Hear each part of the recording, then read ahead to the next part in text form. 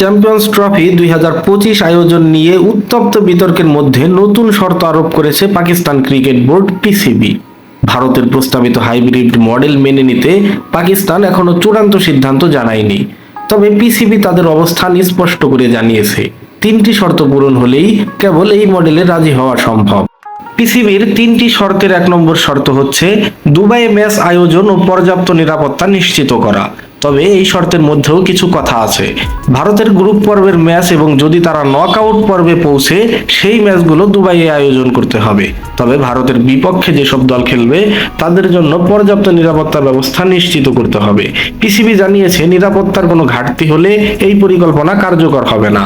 পিসিবির দ্বিতীয় শর্তটি হচ্ছে ভারত বাদ পড়লে টুর্নামেন্ট পাকিস্তানে ফিরে আসবে।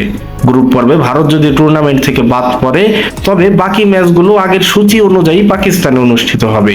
সেমিফাইনাল এবং ফাইনাল সহ সব ম্যাচ পাকিস্তানের লাহোরে আয়োজন করতে হবে।